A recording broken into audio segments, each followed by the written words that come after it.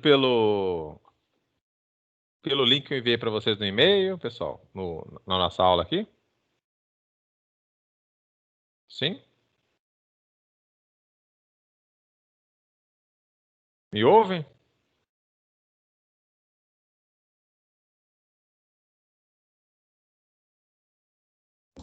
Alô, professor, tá me Oi? ouvindo? Oi. Tô sim. Tá me ouvindo? Sim, é o Então, link que você enviou no e-mail, ele funciona, mas não aceita. Aí o Slime enviou outro que tá funcionando no grupo. ué, É estranho. vai entender. Se eu quiser, eu te envio ele. Não, tudo bem. Eu vou dar uma olhada aí, mas é o link. Ah, vamos dar uma olhada, a gente resolve isso.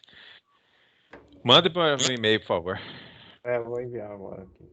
Perfeito, pessoal. Então nós temos aqui as atividades, né?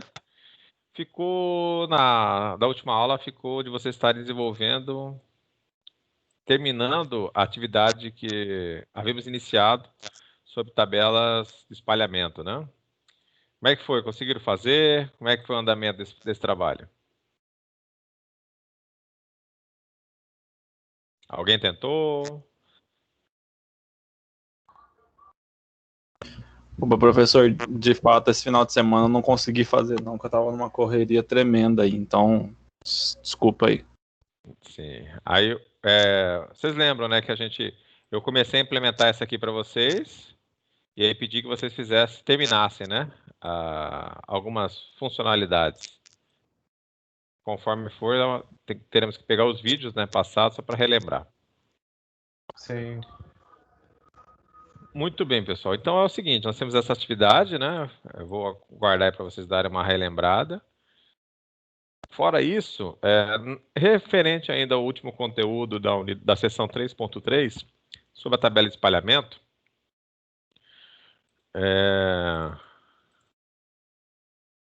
eu acredito que nós tinha faltado um exemplo para vocês. Nós trabalhamos com a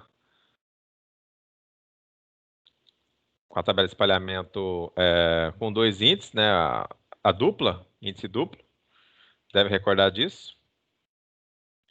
Deixa eu só mostrar aqui, vou voltar no slide, para vocês relembrarem.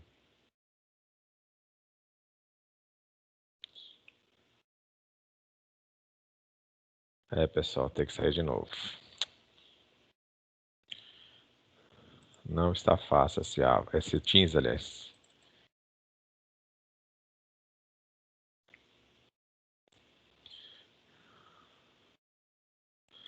Só aumenta.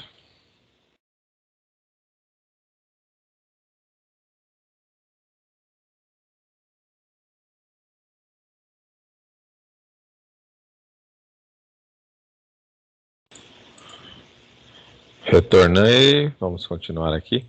Muito bem, quando nós fizemos os nossos exemplos na aula passada,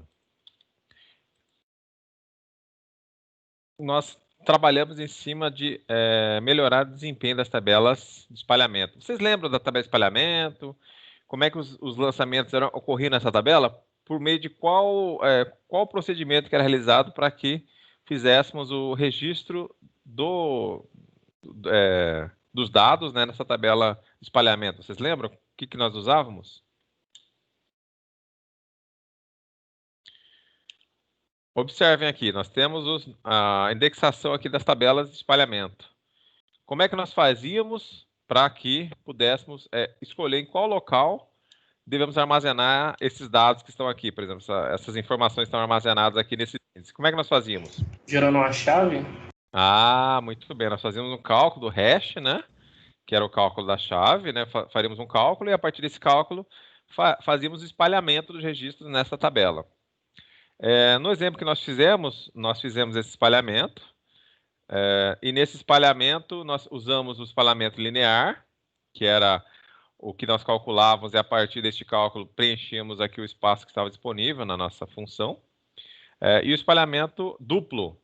O duplo, nós fazíamos o primeiro cálculo da função de espalhamento. Caso estivesse ocupado esse índice, deste registro aqui estivesse ocupado, nós procuramos executarmos o passo 2, que era este cálculo aqui, e por este cálculo passávamos ao passo 3, que recalculávamos um outro hash. Então, se este índice aqui, a tabela estivesse ocupado, ele estaria gerando o cálculo para o outro índice, e a partir desse outro índice, observaríamos em qual local da tabela estaria sendo armazenada essa informação. Ou seja, estando ocupado o primeiro cálculo, né, a primeira função, passava-se para a segunda função e armazenávamos essa informação.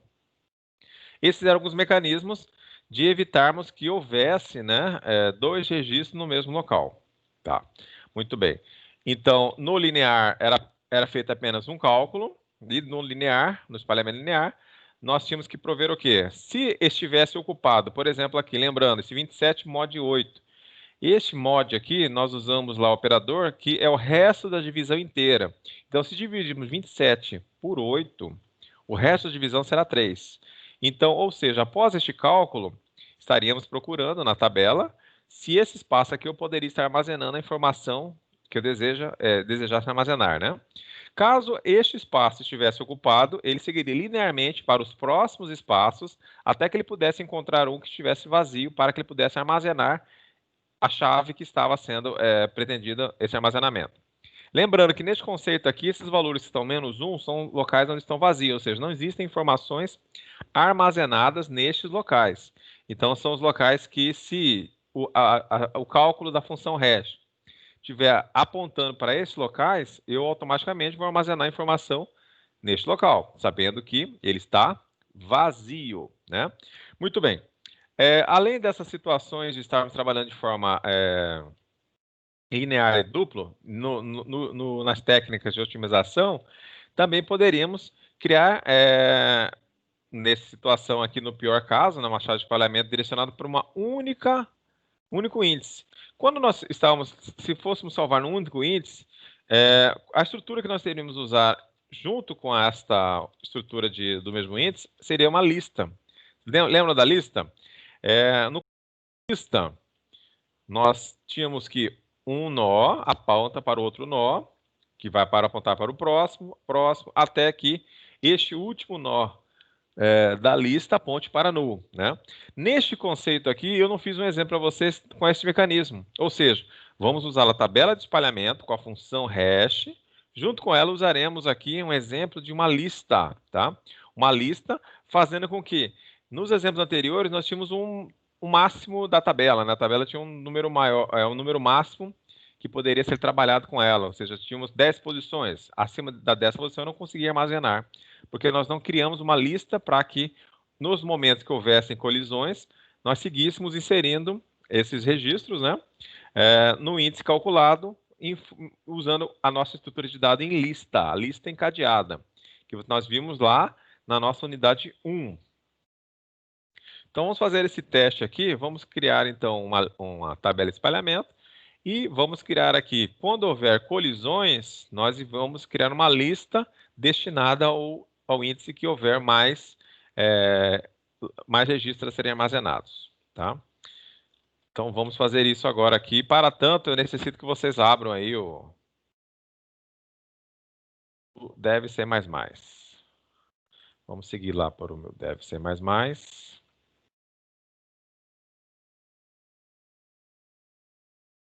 Muito bem, eu vou abri-lo aqui. Então, nosso objetivo aqui, relembrando, né, a tabela de espalhamento, nós trabalhamos com a parte do cálculo da função, né, de espalhamento. No primeiro momento, nós não nos preocupamos com as colisões. Após isso, nós começamos a tentar otimizar e observar que a nossa função de espalhamento, o cálculo ali a ser realizado, fosse um cálculo perfeito, ou seja, que não houvesse colisões. E se houvéssemos, nós trataríamos essas colisões. Então, o passo seria a distribuição linear, na qual nós faríamos o cálculo. Caso o espaço estivesse ocupado, nós procuraríamos um outro espaço, um outro índice da tabela que estivesse vazio para que pudéssemos armazenar esse registro. No espalhamento, na função linear dupla, nós fazíamos ali, no caso, em 3 passos. O primeiro passo, calculávamos a função de espalhamento convencional. Estaríamos observando se a tabela estava ou não ocupada, aquele índice estivesse não ocupado. Se estivesse ocupado, nós passávamos para o passo 2 e no passo 3 recalculávamos um outro índice. e iríamos se esse índice estaria ou não ocupado, né? Tínhamos dois índices calculados. Lembrando que nesse tipo de trabalho, a vantagem de trabalharmos com tabela hash é que sempre estaremos acessando de forma direta o registro, né? Não precisamos percorrer a tabela à procura da chave que estamos procurando. Via o cálculo, nós sempre estaremos chegando de forma direta nela, exceto, né?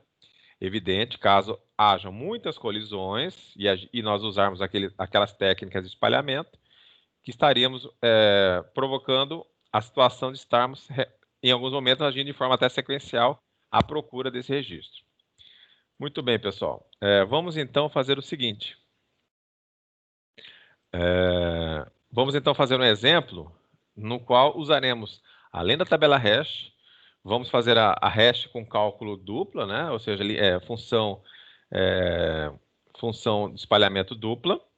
E, além disso, caso mesmo assim ocorra a parte de ocorram, vamos dizer assim, as colisões, né? Ocorrendo as colisões, nós seguiremos ainda para a estrutura em lista para armazenar essas informações, mesmo que hajam colisões. Então, o primeiro passo aqui, vou pedir para que vocês abram o DevC++. Vamos iniciar aqui, então, com os includes, né? Para que possamos trabalhar aí com essas estruturas. Então, vamos lá digitar aí para praticar, para relembrar aí, já que nós ficamos aí alguns dias sem aula, né? Devido ao feriado. Vamos colocar aqui a string, a biblioteca string. Vamos colocar aqui a locale. E aqui nós vamos definir uma tabela com o tamanho 10, tá, pessoal? Vamos colocar aqui o tamanho dela 10. Então, esse tamanho aqui, 10. Então, nessa questão, ela não poderá passar de 10. E a partir desse momento, vamos criar uma estrutura, tá? Então, o diferencial da estrutura que nós não trabalhamos até o momento foi o seguinte. Quando nós criamos a estrutura para uso de tabela, nós criamos uma tabela, hash test struct, né? Mas nós não criávamos apenas interna a ela campos, ou seja, tinha um campus. Por exemplo, vamos criar aqui de um aluno. Então, temos a matrícula, temos o nome,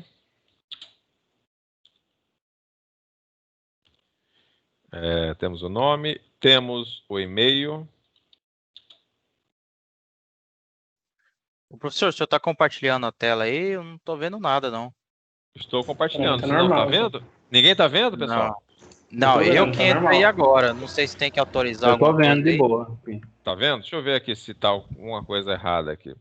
Então, estão todos aí autorizados a participar da aula. Tá normal. Quem sabe aqui. seja um pouquinho de delay da internet.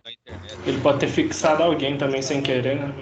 Não, tá fixado não. Tá no Ivo. Então, Valdeci, os demais aí estão visualizando a tela? Sim, tá de boa pra mim, pelo menos. Tá normal. Valdeci, é você que não está conseguindo visualizar a tela, né? Sim, só eu. Você quer fazer o seguinte? Desconecta e conecta de novo, só pra gente verificar se tem alguma coisa Beleza. errada. Já vou te esperar aqui. Esperar que ele conecte aqui novamente para ver se aparecerá.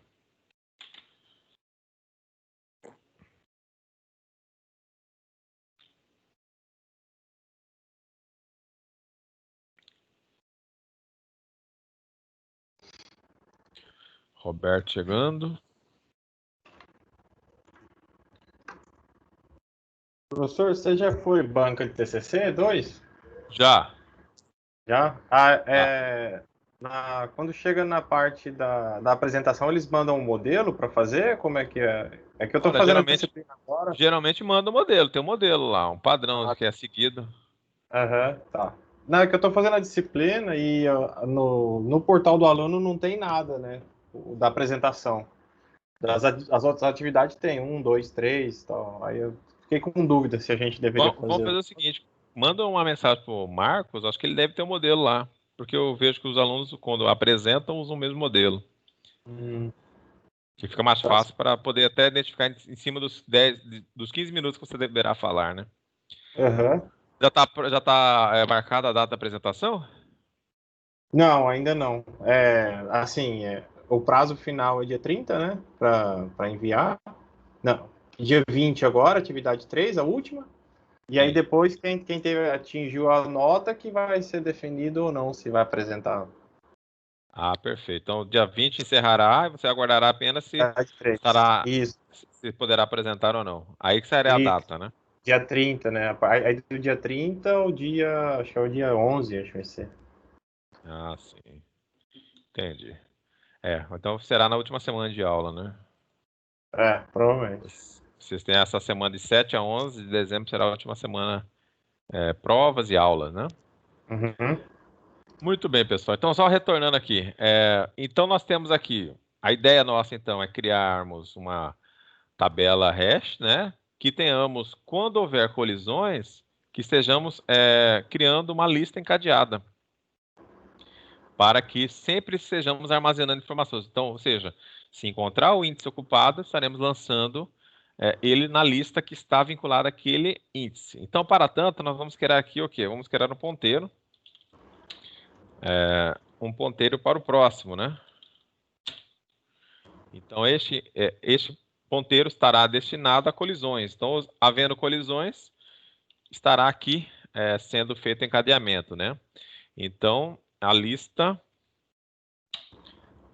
das colisões, né? Então, tudo que for na colisão vai estar armazenado nesta lista e por essa lista poderemos, então, acessar as demais informações. Então, basicamente, aqui que nós já fizemos anteriormente, né, o typedef do aluno. Então, esse nosso tipo de dado estará vinculado, vou colocar uma tabela hash aqui, né? Que estará vinculado àquele tamanho que nós falamos ali. Então, o tamanho... Professor, Oi. eu estou numa dificuldade enorme nessa parte de tabela hash, que eu me perdi totalmente. E a parte que eu me perdi é essa aí. Porque, assim, eu até agora não consegui entender. Nós criamos uma estrutura aluno, não é isso? Com Sim, A maiúsculo, com o perfeito, primeiro A maiúsculo, perfeito. aluno. Isso. Por qual motivo que eu tenho que usar outro typedef em aluno de novo? Essa linha 14 aí. Eu não consigo Tá. entender essa linha 14. Tá, o que acontece? Observe, né? Quando nós usamos essa estrutura aqui de colchetes, tá vendo colchetes aqui? Estou O vendo. colchetes identifica uma estrutura de vetor. Então a Seria um tabela vetor. hash seria um vetor. Eu posso até colocar o nome de vetor aqui, caso você queira, mas colocar ou tabela, né? Mas aqui é um Isso. vetor.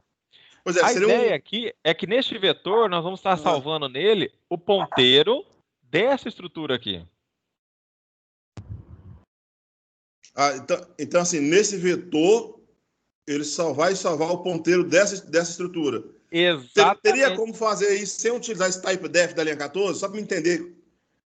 Então, sem usar essa informação aqui, fica um pouco mais Só o difícil. typedef da linha 14, sem usar ele. Existe como usar ele? É porque o que está confundindo, que não está vendo eu entender, é esse typedef aí.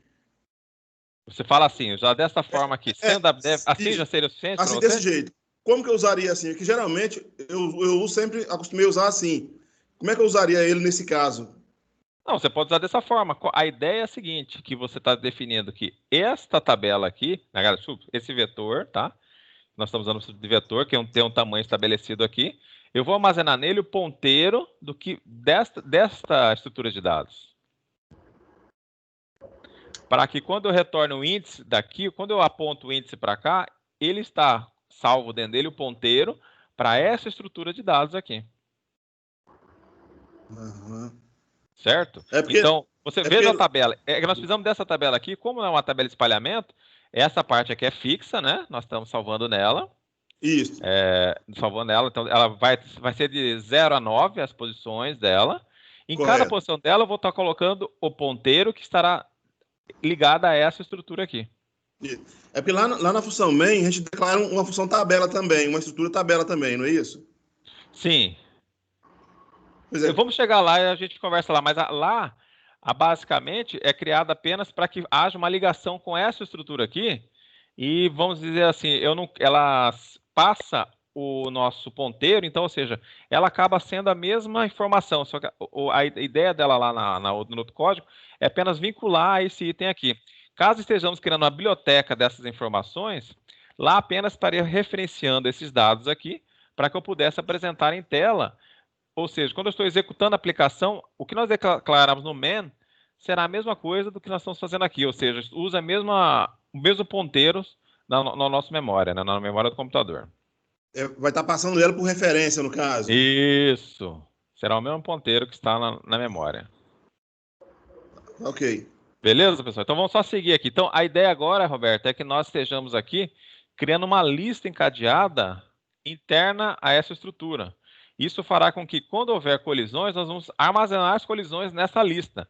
Então, a nossa tabela sempre terá espaço disponível. Entretanto, haverá uma perda de performance, porque, conforme as colisões, sequencialmente tem que seguir entre cada um dos itens dessa lista. Tá? Muito bem. Então, basicamente, estamos aqui agora com a nossa estrutura, né? E vamos agora definir o que aqui? Nós vamos colocar agora a função hash. Essa parte da função, então, nós vamos calcular aqui. Então, nós vamos colocar aqui a função, né? Essa função, nós estamos usando ela bem mais simples, apenas um cálculo do resto da divisão. Então, aqui essa função retornará um inteiro. O objetivo desse inteiro é o índice dessa tabela, né? Então, return. Como nós estamos usando o tamanho 10, então sempre estará sendo preenchido de 0 até 9, né? E nunca vai poder passar esse valor. Então, mate. Esse símbolo aqui de porcentagem equivale, então, à questão do resto da divisão. Tá? É o resto. Muito bem. Vamos usar aqui o encadeamento duplo, tá? Então, para o encadeamento duplo, como é que nós vamos fazer? Nós faremos o seguinte. Vamos colocar outra função aqui, a int, função 2. Novamente, passando aqui a matrícula, né?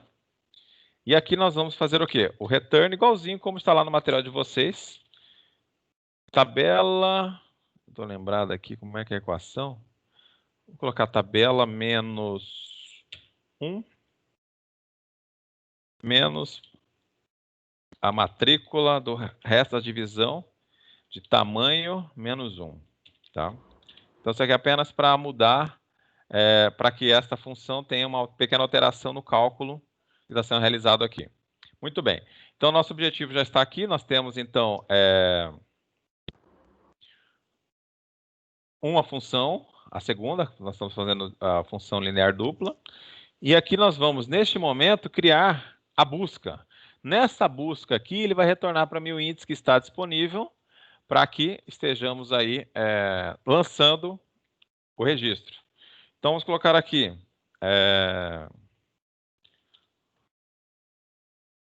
Ele vai retornar se houver a posição já estiver ocupada, né?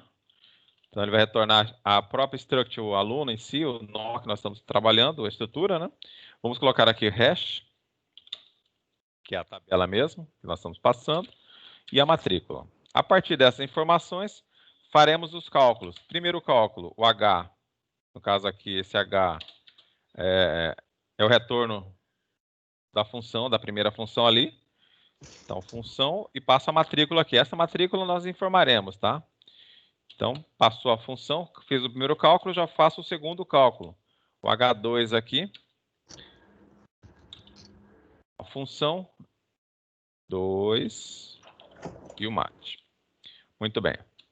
Então, a partir desse momento, vamos verificar se o espaço está livre. Então, while a tabela na posição H. Se nessa posição H for diferente de null, ou seja, se ela for diferente, já tem informações armazenadas nesse índice na nossa tabela. Se é diferente de null, vamos apenas verificar se a matrícula é igual. Tá? Se o que está armazenado ali é igual ao que nós estamos lançando neste momento. Se for igual, nós vamos retornar aqui apenas a tabela em si na posição H. Nesse termo de busca. Caso contrário, vamos calcular aqui, somar o H, para que passemos para o próximo índice. Então, vamos somar aqui o H com o H2. É o duplo hash aqui, né? Com o tamanho. Caso, então, nessa nossa consulta, ele não entre no while, ele vai retornar o quê? Então, aqui a missão desse while aqui é procurar um espaço vazio, né? caso ele já encontre na primeira função ali passada. Então, vamos colocar aqui null. Retorna null. Muito bem. Então, até aqui fizemos apenas a busca. Agora, neste momento, iremos fazer o inserir. Faremos apenas o inserir neste nosso exemplo aqui. Então, aluno insere. Vamos passar aqui novamente a tabela. Vamos passar aqui os campos que vamos estar inserindo. No caso, o char, o N ali é o nome, e o outro char é o e-mail. Muito bem. Então, vamos novamente aqui usar a função, o hash em questão.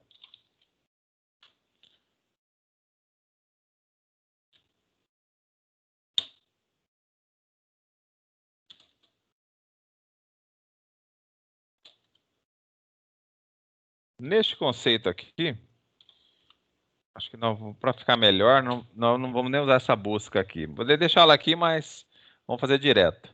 A ideia é a seguinte. Vamos então fazer usar a primeira função, a função 1 aqui.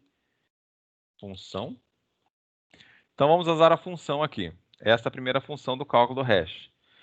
Neste conceito, ele vai me mostrar um índice. Esse índice, observe, quando eu faço o índice daqui na minha tabela, adicionando em A, então estou passando aqui, nesse sentido, o ponteiro para o elemento A. No caso, esse elemento A conterá ali, evidente, uma matrícula, um nome e um e-mail. Além disso, um ponteiro. Então, eu trago ele aqui no struct. Então, nesta condição aqui, se nós acharmos aqui, então, ele for diferente de null, ou seja, ele for, tá com o registro armazenado nele, né? Se está armazenado nele, nós faremos o seguinte, vamos apenas verificar se o que está ali armazenado na matrícula é igual à matrícula que está sendo passada ali para inserir. Se for igual, matrículas iguais não podem ser salvas. Então, vamos dar um break aqui, ele vai sair desse while, vai sair desse inserir, porque ele não pode ser igual, né?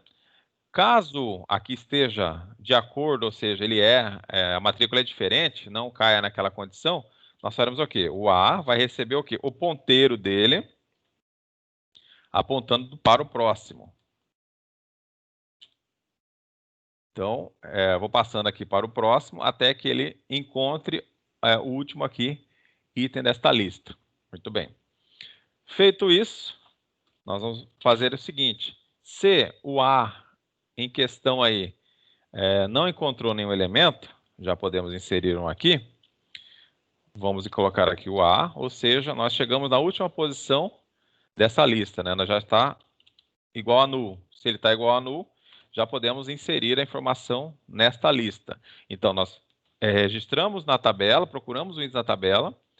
Se a matrícula estiver armazenada nessa aí, na linha 39, verificamos. Caso esteja, entra no break. Caso não, eu vou passando para o próximo, até que A fique null. Ou seja, este A aqui é o que está armazenado na tabela. Lembrando essa tabela aqui, lembrando que esse índice já está ocupado. Passamos aqui na lista até que ele encontre o valor null, ou seja, até estar na última posição. Se está igual a nulo, então aqui nós vamos o quê? Vamos alocar um registro novo para ele, né? Então vamos alocar aqui, vou usar o comando malloc, size off, e aqui vamos colocar da nossa struct aluno. O A recebe a matrícula, o campo nome, não, o campo nome não. Vamos inserir aqui o próximo, ou seja, o ponteiro dele. Vai receber o que está armazenado em H.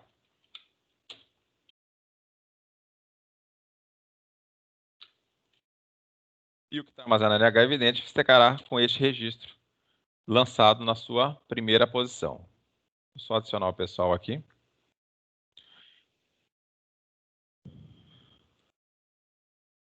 Muito bem. Então, encontramos lá o espaço vazio, alocamos um espaço para nosso struct A, que no caso o A recebendo a matrícula, o próximo, que é o ponteiro, recebe o item que está, o índice, o ponteiro que está na tabela próxima, né, na tabela de espalhamento, e a tabela de espalhamento recebe o A, ou seja, armazendo a struct toda nesse índice. Então, ou seja, toda vez que eu lançar o registro e houver uma colisão, o primeiro nó que ficará descrito nesse sequenciamento dessa lista será o último lançado, né?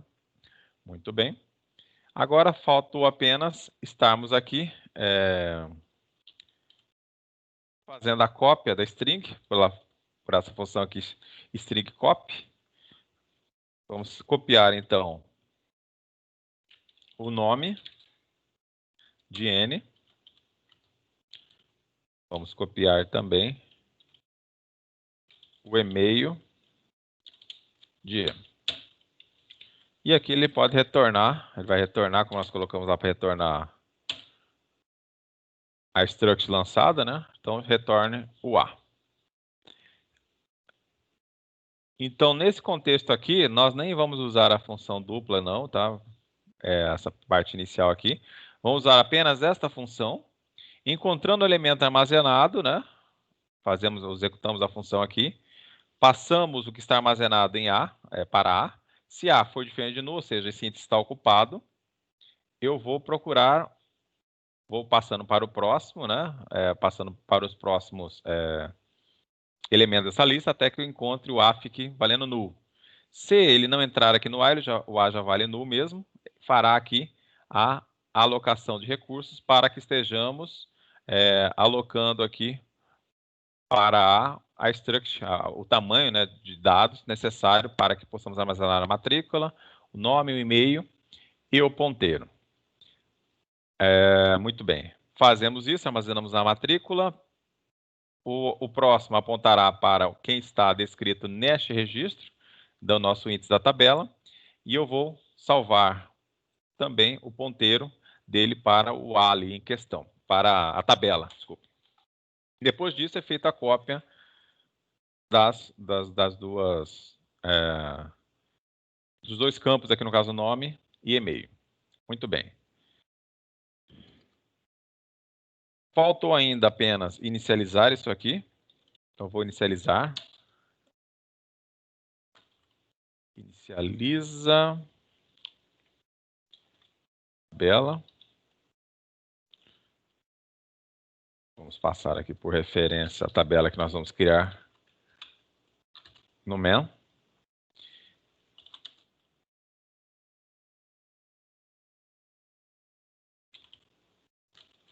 Vamos criar aqui o I recebendo 0 até o I menor que o tamanho da tabela.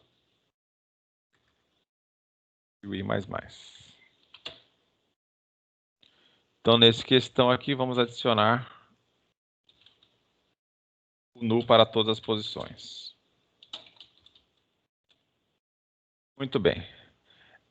Para que estejamos vendo o resultado, nós temos que fazer o imprimir, tá, pessoal? Então, o que nós faremos aqui? Vamos criar aqui o imprimir para que possamos ver aqui o andamento, vejamos o que está armazenado nessa tabela e, consequentemente, também na lista que está sendo encadeada interna a ela, tá? Então, para tanto, vamos colocar aqui void imprimir, imprime tabela. Vamos passar a tabela como referência para que façamos a impressão.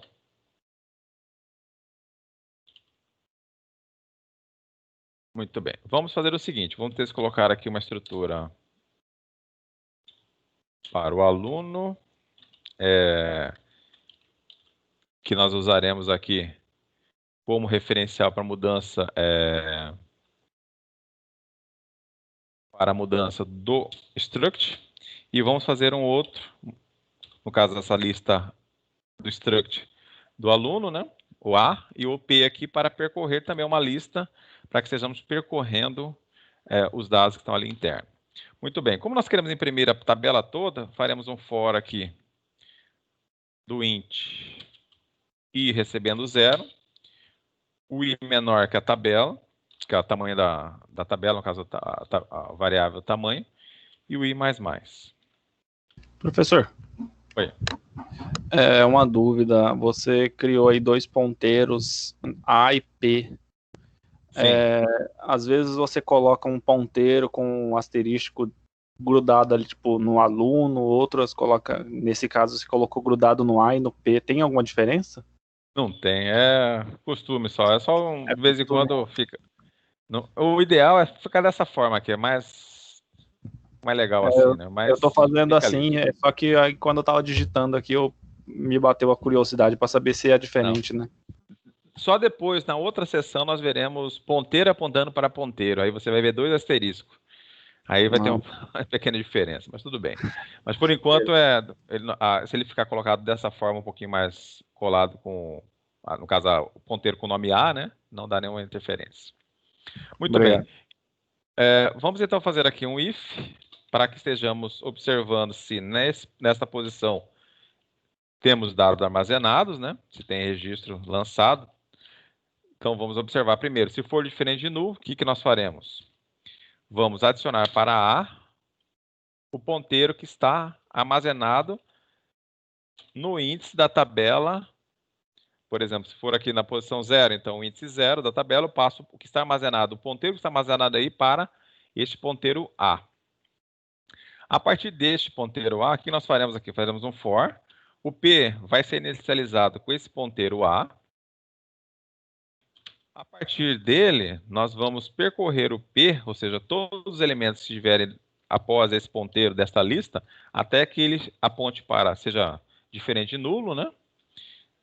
E faremos o quê? O P estará recebendo P apontando para o próximo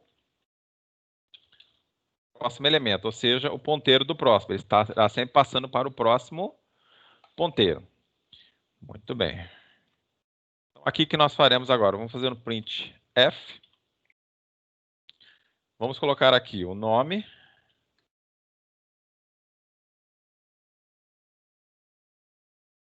Vamos colocar aqui o e-mail, né? Nós estamos imprimindo.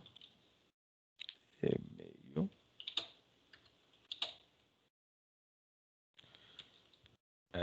Vamos colocar a matrícula. Só mate mesmo. Isso daqui, no caso, a nossa matrícula. Muito bem. E vamos, só para ficar uma questão de dúvida, então nós estamos olhando, vamos olhar o índice, tá? Eu vou imprimir esse índice aqui, que nós estamos percorrendo a tabela.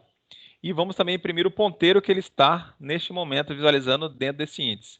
Então, vamos colocar aqui o índice da tabela, né? Tabela. Vamos colocar a impressão dele aqui. E vamos colocar o ponteiro em si. Ponteiro do próximo, né? Opa, ponteiro.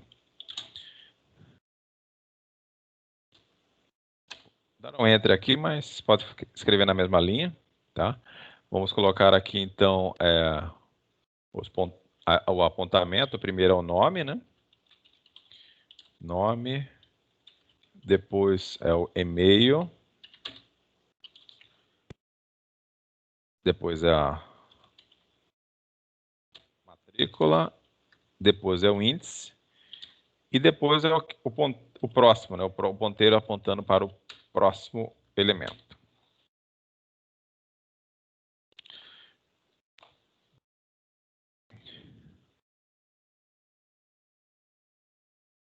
Apenas isto aí, pessoal. Então, nós vamos mostrar o nome, o e-mail, a matrícula, né? O índice da tabela, ou seja, a posição que ele está na tabela, e o ponteiro. Caso o ponteiro tenha valor aqui, ele vai mostrar o próximo, ou seja, para quem que ele está apontando, ele vai mostrar o próximo, até que o ponteiro mostre 0, né? Muito bem, vamos lá, então. Vamos só terminar aqui o main. E aqui nós vamos, como de praxe, setar aqui o locale para que não saia aí com letras estranhas.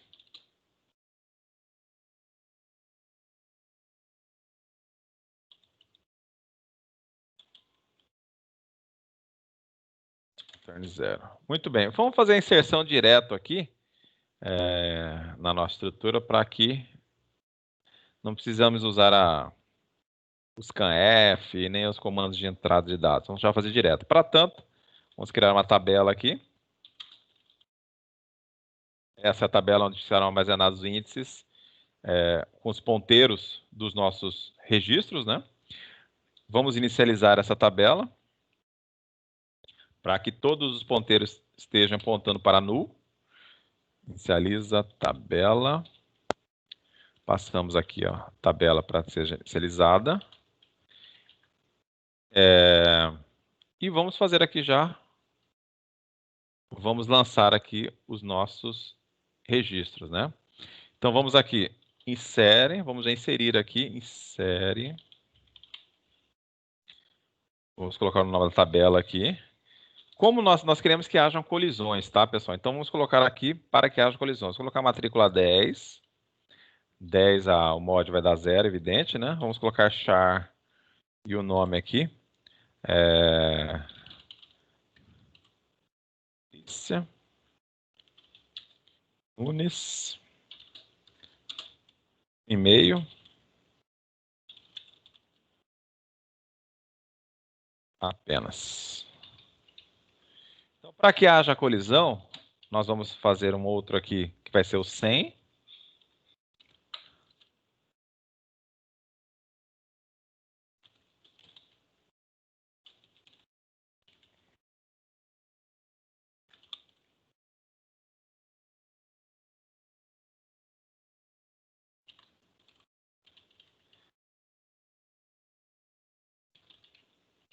E vamos colocar aqui, este outro aqui, vamos colocar, aí para que ele dê um resto de 1, vai ficar então outra posição, vai aparecerá em outro índice da tabela.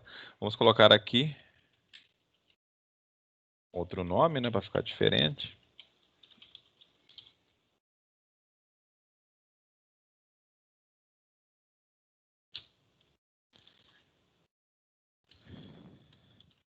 Muito bem. Então fizemos aqui a inserção. É evidente que no cálculo aqui, quando eu estou passando este valor aqui, no caso 10, para que façamos o resto da divisão, ele vai obter 0, né? Por 10 será 0 o resto. Vai armazenar a informação da Patrícia Nunes. Em seguida, eu passo um outro código, 100. Este código 100, se nós dividirmos por 10 novamente, vai dar 0 também. Então, vai ocupar o mesmo índice da tabela. Só que eu vou encadeá-lo numa lista. Ele vai passar a parte de uma lista, né, ligada a este índice da nossa tabela, que terá o ponteiro então, para essa lista. E a partir dessa lista, eu vou percorrendo todos os demais elementos. E o próximo elemento aqui, o próximo a ser inserido, 101, vai ter um resto 1. Por esse resto 1, nós vamos estar armazenando a informação na tabela com essa informação, sem nenhuma colisão. Vamos então imprimir agora. O imprimir tabela, né? Vamos passar a tabela em questão.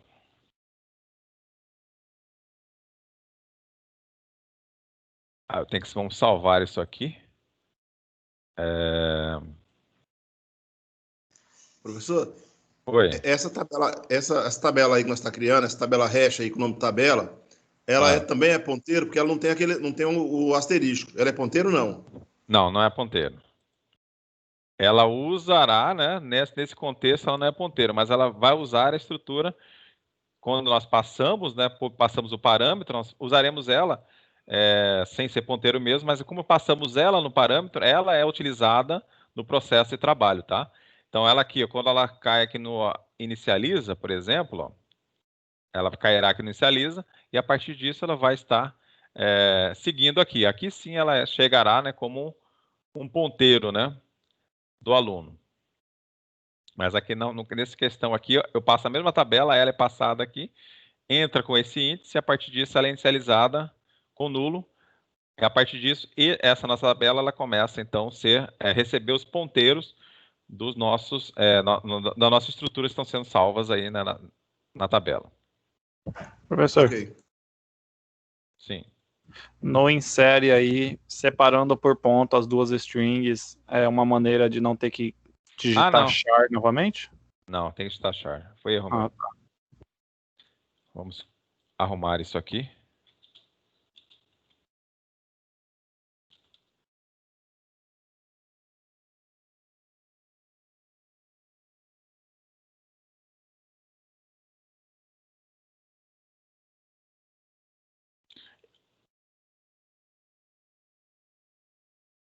Só um momentinho.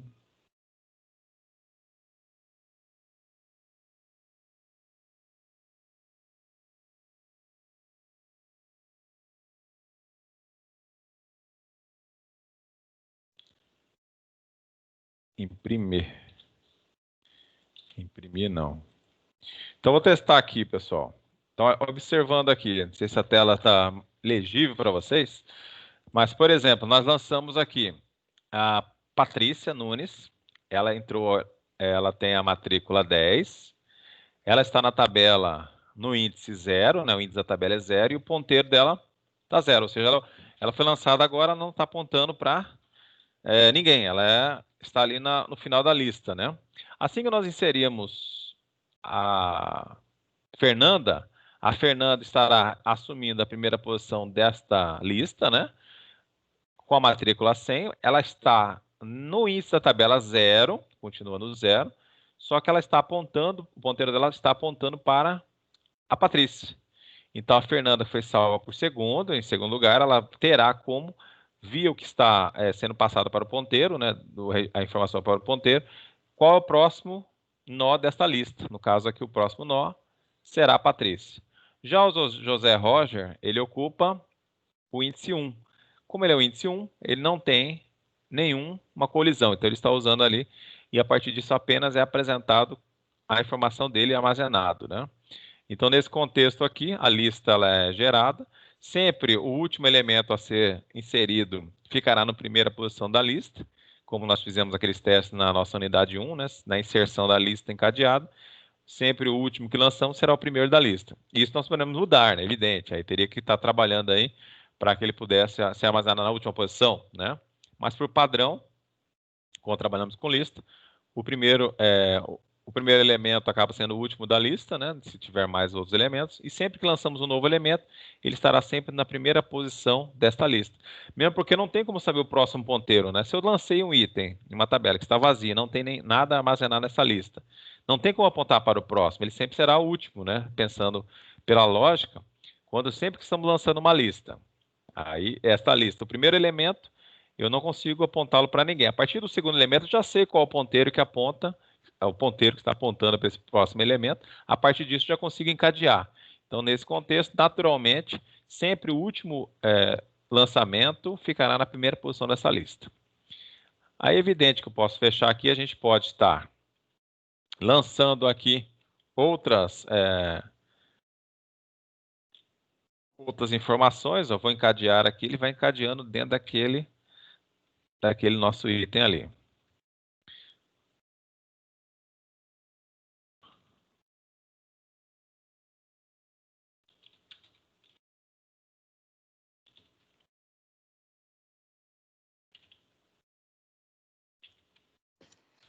Professor, Oi. quando tem colisão dentro da função de espalhamento aí, você pode utilizar qualquer outra estrutura, lista, pilha, Pode. qualquer uma que quiser, né? Qualquer uma que quiser, exatamente. Aqui no caso, pode, aí ficará a seu critério adaptar, né? Aí fará parte do seu projeto. Quando você está pensando em resolver algum problema, algum projeto de computador, né? De um software, aí você vai pensar o que melhor lhe atende. Mas você pode usar o conceito de pilha, de fila, né? Dentro dessa situação de estar armazenando no índice nas colisões, ou como está mostrando aqui, uma lista. Aqui uma lista encadeada simples, eu poderia também implementar uma lista encadeada dupla. Evidente, conforme eu estiver, quando mais possibilidades eu for lançando, maior será a quantidade de código, né? Mas é possível também que fosse uma lista encadeada dupla, como no lugar dessa que nós estamos usando é uma simples, né? Apenas apontando para o próximo. Entendi. Beleza. Fizeram o teste aí, pessoal? Executou?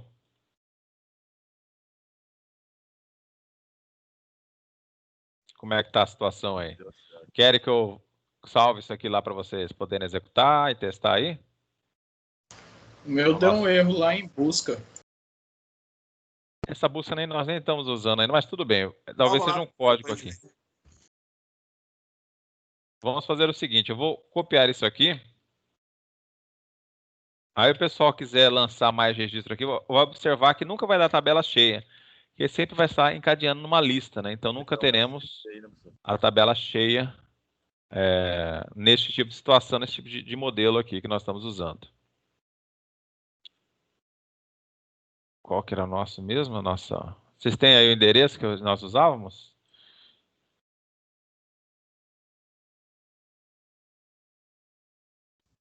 É a AED, não é não? Deixa eu ver aqui.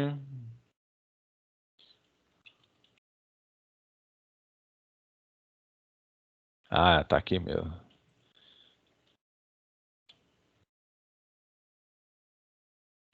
Então, quem quiser o código aí para dar uma olhada, testá-lo até, está nesse endereço aqui, pessoal. Então, a ideia aqui é que nunca mais teremos uma tabela cheia, né? Sempre a tabela terá espaço, porque todas as colisões, o tratamento que foi empregado aqui é que estejamos encadeando dentro de uma lista, as informações estão sendo armazenadas aí das colisões.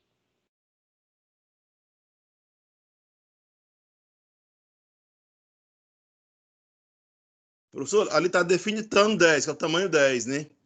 Sim. Tá. Mas nesse caso, nós nunca vamos ter a tabela cheia. Como que funciona esse caso? Por que não vai ter cheia, né? É evidente que só quando acabar a memória do computador. Porque todas as colisões eu estou armazenando numa lista. Deixa eu só mostrar aqui, ó. A ideia que nós estamos aplicando aqui é essa aqui, ó. Só um momentinho. Vou só mostrar a interface para você. Vocês estão vendo a minha tela ou não? Agora sim. Não. Parou? Parou. Tá, só um momento. Agora sim, né? Então, a ideia nossa aqui, nós estamos tratando as colisões como está nessa imagem aqui, ó. Então, nesse sentido, evidente, nossa tabela ela tem 10 posições, né, de 0 a 9. Mas a toda colisão nós estamos criando uma lista encadeada, né? Então, nesse conceito, por isso que eu falo que a tabela nunca estará cheia, a gente fala nunca, mas sabemos que os recursos do computador são limitados, né? Então, se a memória RAM acabar, é evidente que não vai ter mais como alocar novos espaços aí para a nossa estrutura, para no caso, desses nossos dados referentes aos alunos, né? Mas a ideia é simples aqui, ó. Nós estamos com o cálculo de uma função hash apenas. Eu não usei duas, tá? Só usei uma função hash. Essa função hash estará procurando nessa tabela por índices que estejam desocupados, ou seja, que não tenham informação de ponteiros para nossos registros, apontando para local algum, né? Esteja apontando para nulo. Quando encontramos um que esteja ocupado, ou seja, em uma colisão, adicionamos o elemento na lista. Então, o elemento ele acaba ficando, o nó que nós estamos lançando nessa lista, ele é armazenado na lista, e por esse motivo, podemos considerar que nessa situação, a nossa tabela nunca estará cheia. Sempre que houver uma repetição, uma colisão de um índice, eu vou estar lançando esse nó na lista que está referente a esse índice dessa tabela. Então, é isso que nós implementamos aí para vocês, ó, que nós não havíamos implementado na outra situação, na qual nós apenas evitávamos as colisões, mas não chegamos de implementar uma lista junto com a tabela. Então, nesse contexto, nós temos uma tabela de espalhamento. Havendo colisões, a gente vai armazenando esses registros dentro de uma lista. Nós vamos armazenando esses nós nessa lista encadeada. Feito? Feito. Mas na prática, você acha que é interessante eu ter um índice maior, por exemplo, 100, 200? Ou... na prática... Vai dar muita repetição também, né? Sim, na prática, como que você tem que pensar? Vai depender do ambiente que você estiver trabalhando. Por exemplo, quando vocês trabalharem com microcontroladores que têm pouca memória, vocês vão ter que talvez pensar em tabelas menores, né? Agora, quando estamos trabalhando em dispositivos com maior abundância de memória, aí vocês poderão estar trabalhando com tabelas maiores. Vai depender do que vocês estiverem aplicando.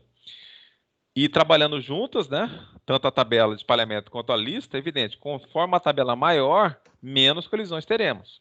Tabelas menores, teremos mais colisões, e aí temos que resolver isso. Resolvendo via lista, nós seguiremos para o índice de forma aleatória, né? Nós fazemos o cálculo e chegamos no índice daquele elemento. A partir disso, nós temos que percorrer a lista procurando pelo elemento. Nesse contexto aqui, passei um valor qualquer ali. Esse valor obteve o índice 1. e eu quero procurar o item AT. Então, eu tenho que passar pela lista toda até chegar ao AT, né? Então, nessa situação aqui, existe um pouquinho de perda de performance, porque aqui é sequencial. Agora, esse índice aqui, por proveniente de um cálculo, aqui nós temos um acesso mais rápido, né?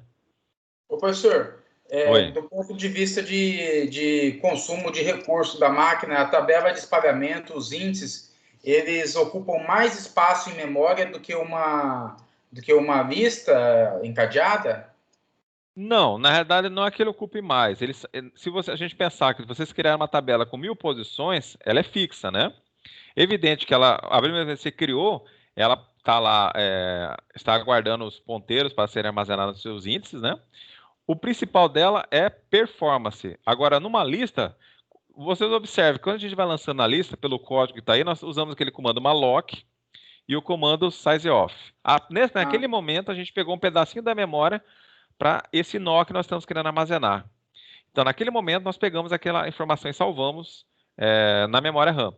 Então, se nós pensarmos em uso de memória, a lista ela vai usando conforme nós estamos lançando os nossos nós.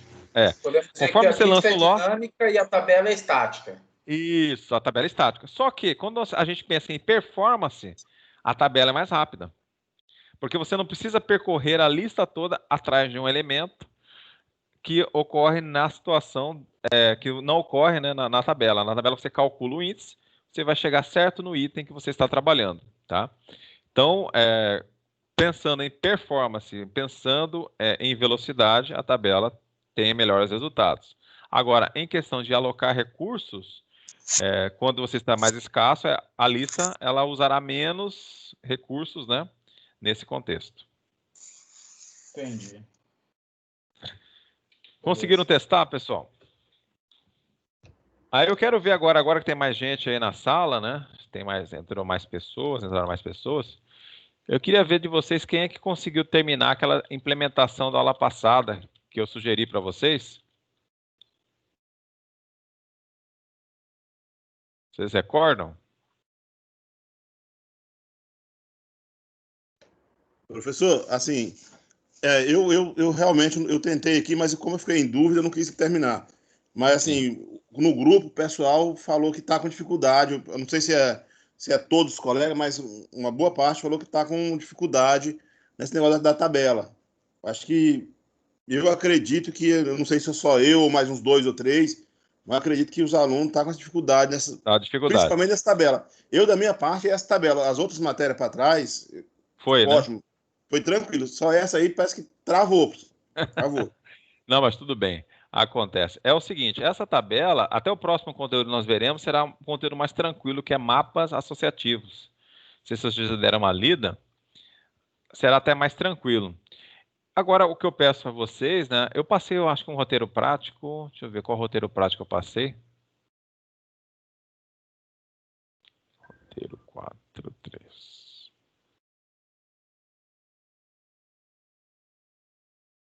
Ah, tá. Que era para criar uma lista de espalhamento para livros e para dados de clientes. Isso foi passado para vocês também, né? Acho que não. Não? Deixa eu ver aqui. Só um momento, pessoal. Deixa eu só ver aqui no e-mail.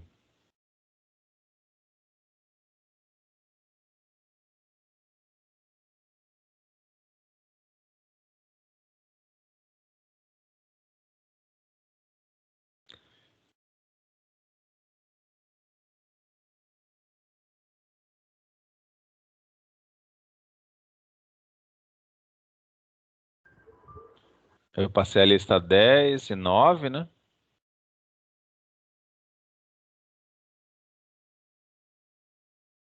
Isso, eu recebi a 10 e a 9. Só essas 10 a duas. 9, né? Então, mandei aqui, ó. O roteiro prático foi enviado no dia 19 de outubro. 19 de outubro.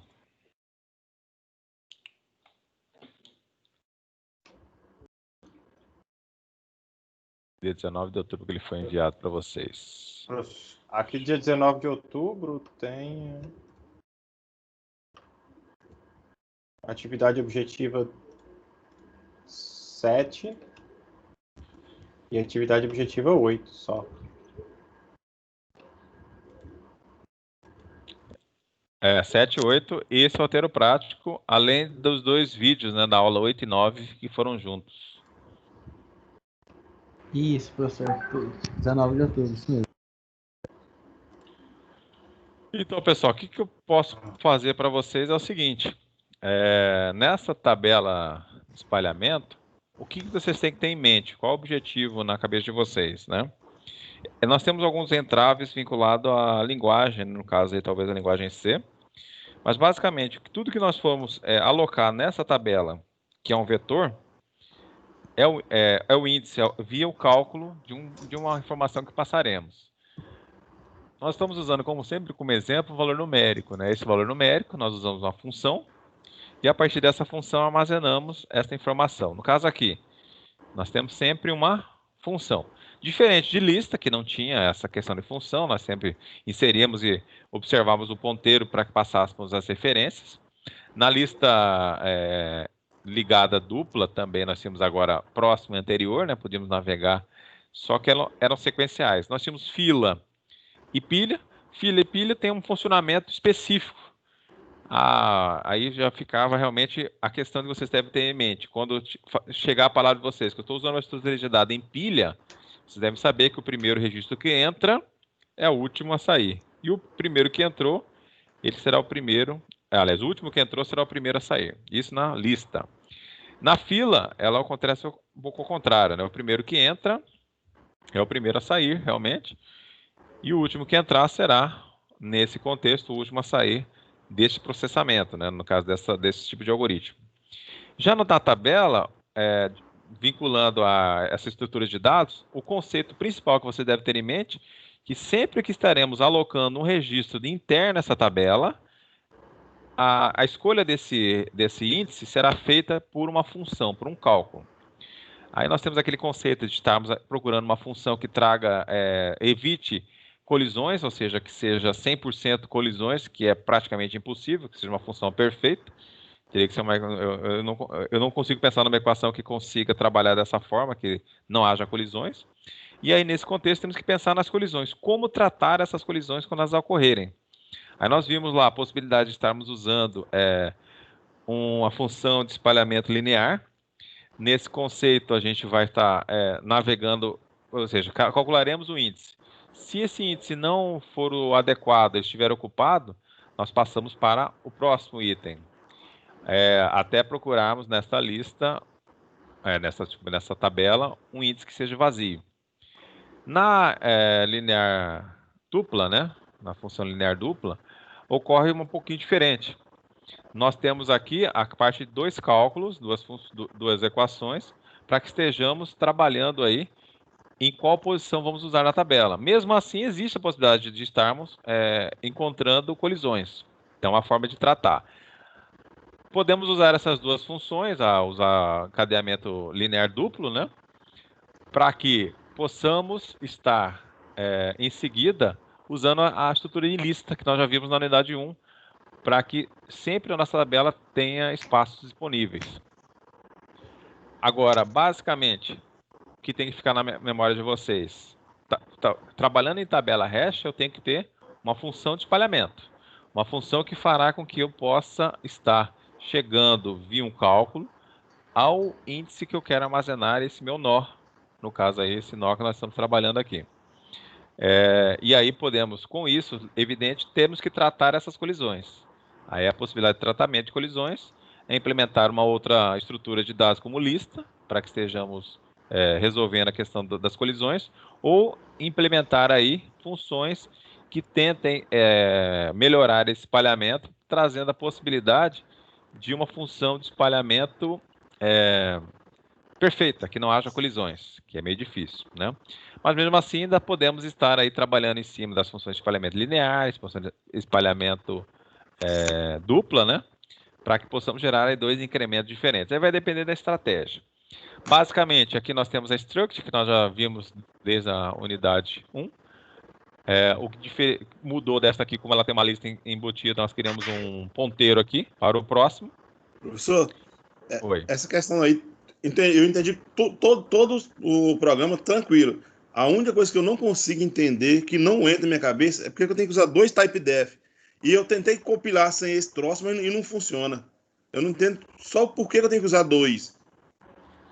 Certo, vamos usar Na o linha seguinte. 7 e na linha 14. A única coisa que eu não entendi, que travou, que bugou minha cabeça, minha mente, que fundiu o chip, foi esse troço aí.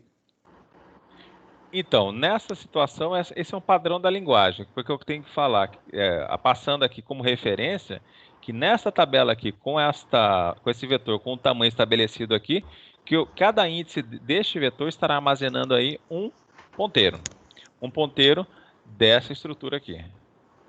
Apenas isso. Porque se eu usar o typedef na linha 14, ela não funciona, né? Não vai funcionar. O que eu posso fazer para você aqui, para você olhar, existe a possibilidade de criar alocação dinâmica de vetor. Que não, é um conceito um pouco diferente desse aí que nós estamos vendo. Mas é interessante também para vocês verificarem, né? Como faríamos aí a identificação de uma alocação de recurso dinâmica, mas não resolveria. Nessa situação aqui, usando a tabela com a estrutura desse vetor aqui, nós precisamos desse typedef para que eu possa informar que nesta nossa tabela aqui estará salvando os ponteiros dessa struct que foi passada aqui, no caso aluno, né? Beleza, pessoal? Agora, aí eu peço aí que nós temos que tentar agora, não sei se vocês querem que a gente tente fazer um desses exercícios, ou vocês vão tentar, como é que está a situação de vocês? Porque daí a gente começaria o conteúdo novo, mas o conteúdo novo é mais simples, né? O que vocês pretendem aí? Como é que está a situação? Vocês já reassistirem às aulas que já foram gravadas, tentarem fazer novamente, porque o conceito principal é esse, saber que tem uma função de espalhamento, e nessa situação, essa nossa tabela aqui em questão, ela estará salvando os ponteiros desses meus nós que eu estou armazenando que tem essas estruturas, né? No caso, nesse contexto só para aqui, cada índice poder armazenar esses dados da estrutura, tá? Exatamente. Porque ele lembra da lista. A lista eu já salvava o próximo, né? Como eu queria até aqui o próximo. Quando a gente tinha a lista, a gente já ia salvando o próximo. Próximo. Nesse contexto, o próximo aqui só terá utilidade se houver colisão. Porque se não houver colisão, eu vou espalhá-lo corretamente via minha função dentro da tabela, que no caso é este vetor aqui com 10 posições. Nesse conceito aqui, eu posso colocar com mais? Posso. Aí ficará, evidentemente, teremos menos possibilidade de colisões. Mas, basicamente, só usaremos este nosso próximo aqui quando estivermos trabalhando aí com a lista com mais informações armazenadas ali, encadeadas, né? Muito bem, pessoal. Não sei se os colegas concordam, mas eu acho que a gente poderia se tiver como, a gente dar um pause para a gente reassistir as aulas, para a gente matar bem essa parte aí. Muito bem. Pelo menos eu mesmo sugeriria isso. Se vocês pudessem aí, e quando assistir, abram o Dev C++, pratiquem ali. É importante que vocês façam, pratiquem para a gente poder ir nesse contexto, montando o nosso conhecimento, construindo o nosso conhecimento, né? Porque daí, pelo teste, nada melhor que testar para a gente ver qual é a funcionalidade ali descrita. Podem também pesquisar na internet, atrás de soluções e alternativas, para a gente estar trabalhando e montando esse conhecimento. Roberto, quer falar alguma coisa? Bruno? Não, eu não, professor. Era só isso mesmo. Que está com a mão aqui O erguida. vídeo. Oi? É eu, Bruno. Bruno, diga, Bruno. O senhor mandou o vídeo da última aula? Sim, eu mando os vídeos. Até já estão no último e-mail que eu mandei. Acho que já tem 3 vídeos em anexo, né? Eles estão todos lá no canal do YouTube, né, professor? Exatamente, estão lá no canal também. Eu mando eles em anexo nos e-mails. Oi? Tem um canal no YouTube também, né? Vou procurar lá. Não, tudo bem. Aí eu peço aí, já estamos já na reta final aí, né? Temos ainda algumas aulas, mas aí eu peço que vocês deem uma atenção, deem uma olhada, tentem praticar, tá, pessoal? Mas basicamente o que eu quero que vocês tenham em mente, saibam trabalhar quando alguém falar sobre uma estrutura dessa de dados, vocês saibam como ela deve funcionar. A partir disso, vocês tentem aplicar aí qualquer uma linguagem de programação. Não só em C, né? Mas vocês podem procurar outras linguagens para que vocês tentem aplicar esses conceitos. Muito bem. Então, a partir disso, depois do intervalo, nós vamos estar então, entrando já na sessão 4.1. Como eu disse para vocês, uma sessão tranquila, porque nós trabalharemos em cima de armazenamento associativo. É bem mais tranquilo, já teremos funções já pré-definidas que vão nos auxiliar aí a trabalhar com esta estrutura de dados. Tá bom, pessoal? Beleza. Então, vamos estar saindo para o intervalo, daqui a pouco retornaremos. Aí, caso queiram ter interesse, tentem refazer o exercício, verificar o que está pendente para a gente poder caminhar na disciplina.